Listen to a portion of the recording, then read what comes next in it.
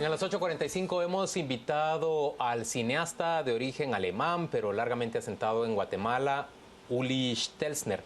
Lo hemos invitado para conversar sobre esa muestra de cine de memoria histórica que por largos años ha promovido en nuestro país y que momentáneamente está siendo llevada fuera de Guatemala y no presentada adentro de Guatemala por condiciones políticas o simple y sencillamente condiciones inapropiadas para la presentación de la muestra. Le hemos invitado a conversar sobre esto. Uli es autor de una obra denominada La Isla, que tiene ya gran renombre y que ha sido expuesta ampliamente. Bienvenido, Uli, gracias por acompañarnos. Y Gustavo tiene la primera pregunta.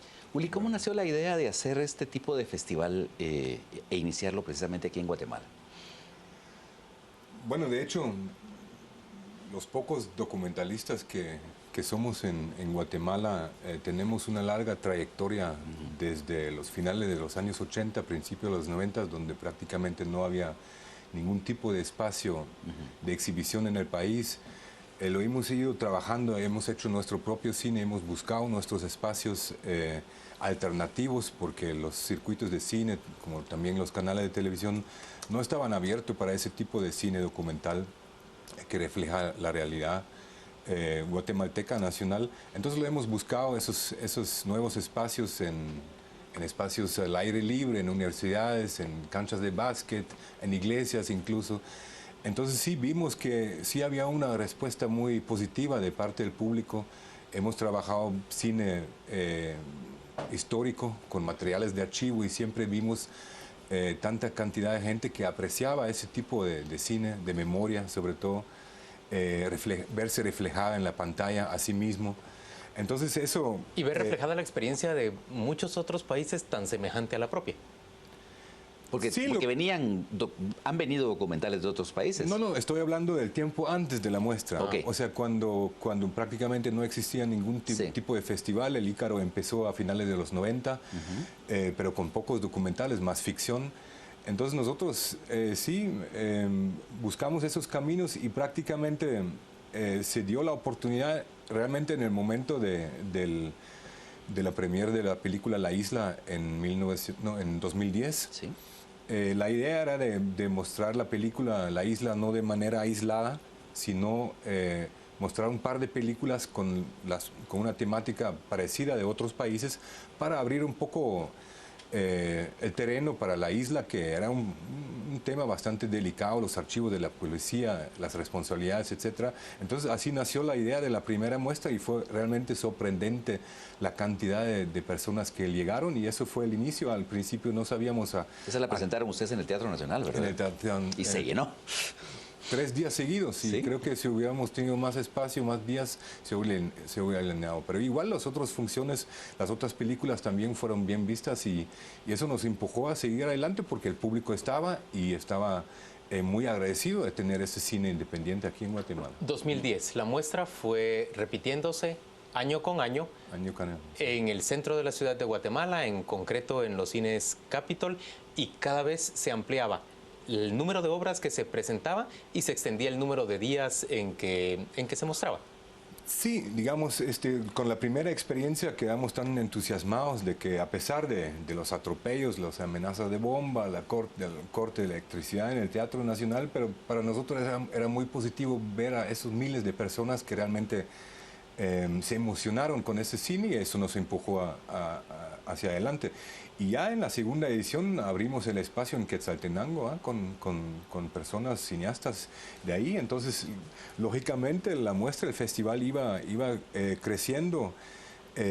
Y bueno, el resultado hasta la quinta muestra del año pasado es realmente sorprendente. Fueron más de 45,000 personas con alrededor de 30, 40 invitados internacionales, que todos se llevaron una experiencia muy extraordinaria aquí de Guatemala, y bueno, una gran cantidad de invitados nacionales de toda capa de la sociedad. Foros después de cada película o después de algunas de las películas, discusiones para las que el público se quedaba animado a escuchar lo que se tenía que decir sobre esas obras. Sí, digamos, el perfil era muy bien elaborado, digamos, el cine era de buena calidad, cine local, cine nacional, pero también cine internacional. Había una sección de memoria visual donde buscamos películas en todos los archivos del mundo sobre Guatemala para presentarlo aquí. Fueron más de 13, 14 horas de cine inédito en Guatemala. La sección de los jóvenes en las mañanas, llegaron cientos de jóvenes con sus profesores para debatir la historia, para ver cuestiones de la ecología, de la realidad nacional. Fue realmente sorprendente y creciendo cada año hasta tal grado que creo que hasta la fecha somos el Festival de Derechos Humanos, incluso con más público en América Latina. Bueno, entiendo el título a partir de tu película, de La Isla, Memoria, Verdad y Justicia. Pero no ha variado digamos, el tipo de documentales que se han incluido. Bien, digamos, o sea, la muestra ahí se ha empleado.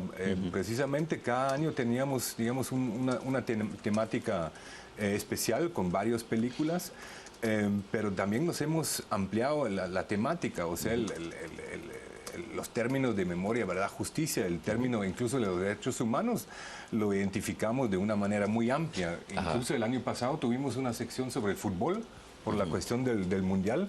Pusimos como 10 películas que de alguna manera se acercaban de otro punto de vista al fútbol y el comercio, entonces fue bien recibida y así ganamos cada vez más público. ¿Por qué ha tenido que llevarse la muestra fuera de Guatemala? ¿Por qué no se ha mantenido este año también en Guatemala? Mire, nunca ha sido, hay que hacer un poco de historia, nunca ha sido fácil de presentar cine guatemalteco crítico aquí en el país. O sea, en los años 70 casi no había cine. Creo que el último documental que se filmó aquí fue El costo de algodón de Luis Argueta y tuvo que irse después del lanzamiento. Y nada más describía las condiciones de trabajo en las fincas de algodón. De los años 80 mejor no hablamos. Casi no había nada. Hasta el finales de los años 80 había un taller de cine, se formaron varios cineastas que hoy en día son los cineastas de Guatemala, pero incluso en los años 90 la película La hija del Puma recibió amenazas. Mi película sobre los alemanes en Guatemala sufrió amenazas, tuvimos que presentar la película con guardaespaldas. En varios lugares, en varias ciudades. ¿Hubo que garantizarse la seguridad de la sala para poder presentar la película? Las dos cosas. O sea, Minúa también estaba involucrada para proteger las presentaciones. Sin embargo, la película sí se ha hecho bastante conocido, no solamente en Guatemala, porque es un retrato del país del siglo XX, digamos, ¿no? Y bueno, después, con las amenazas con la isla, que fue un drama diplomático increíble, que valía la pena hacer una película solo sobre las disputas sobre esa película. Y bueno, el día en que iba a presentarse, ¿se dan amenazas respecto de una bomba en el Teatro Nacional? No, días antes ya habían empezado pláticas, o sea, el Ministerio de Relaciones Exteriores de Alemania ya me había dicho que pueden surgir problemas. Después se metió la gente del Partido Patriota, querían hablar conmigo sobre la película y ciertas escenas, etcétera. Después, al final, se retiraron todos los invitados, diplomáticos, representantes del gobierno, etcétera, etcétera. De la premier estábamos solos y a mediodía de la misma premier había amenaza de bomba, llegaron fuerzas especiales para investigar y 2 horas antes había corte de circuitos de electricidad. Pero bueno, lo pudimos hacer y no pasó nada, y eso sí fue una conquista del público del cine para el cine nacional, ¿no? Para el cine documental. Y bueno, en la segunda edición en la ciudad de Quetzaltenango, una vez pasamos la película La fiebre de oro sobre la minería y pasó lo mismo, cortaron la electricidad en la cuadra del parque de Quetzaltenango, no pudimos pasar la película a pesar de que había varios invitados. Y bueno, y este año surgió algo muy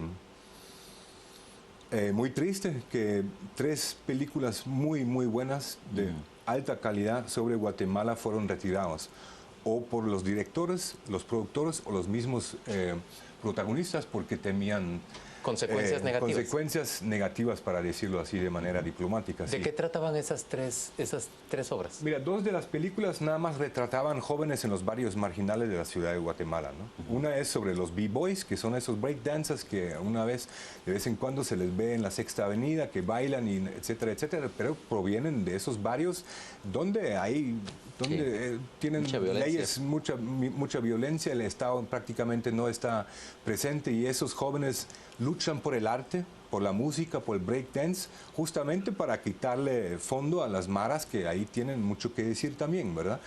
Entonces, sí, la productora nacional retiró la película porque temía por los jóvenes. Sin embargo, esta película se está pasando en el extranjero y con mucho éxito y mucha calidad. La otra película era sobre un retrato sobre abogados suizos que persiguen violadores de derechos humanos en diferentes países del mundo, que han buscado refugio en Suiza, y un caso de esta película fue Guatemala, porque el ex jefe de la Policía Nacional, por los acontecimientos... El caso del señor Sperisen. Exactamente. Vinieron a Guatemala, una parte se filmó de esa película, se filmó en Guatemala. Intervienen defensores de derechos humanos de Guatemala entrevistando a testigos de los hechos, y bueno, ellos se asustaron demasiado, temían también represalias de fuerzas oscuras, y bueno, tuvimos que retirarlas, y prácticamente solo una de las dos películas guatemaltecas de unos jóvenes realizadores sobre la reforma educativa, sí, ahí recibimos ya prácticamente censura abierta de parte del gobierno.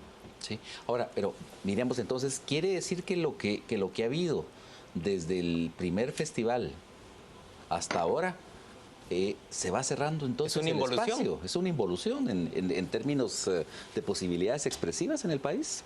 De todas maneras, nosotros lo vemos así, porque nunca hemos tenido tanta presión como el año pasado.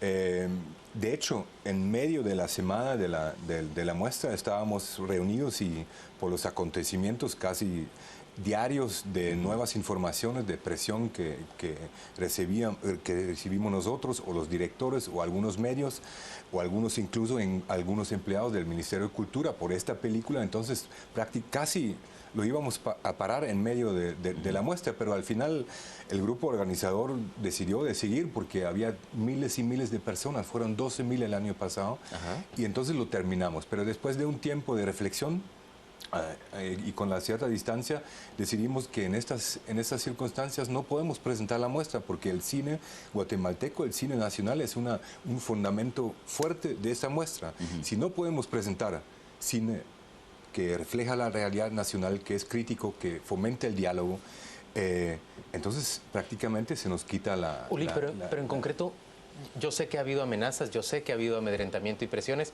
pero digamos que se ha podido presentar la muestra. ¿No es una decisión precipitada llevar la muestra fuera de Guatemala? ¿No se ha pedido el apoyo, por ejemplo, de una institución como el Procurador de Derechos Humanos para que garantice que se pueda en Guatemala presentar una muestra de este tipo? La experiencia ha sido muy dura, porque nosotros hemos elaborado una programación que es coherente, que el público, digamos, aprecia, ¿verdad? Y vuelvo a decir, si no podemos presentar este cine nacional, no podemos hacer concesiones a nosotros mismos. Tenemos que ser fiel a nuestros principios.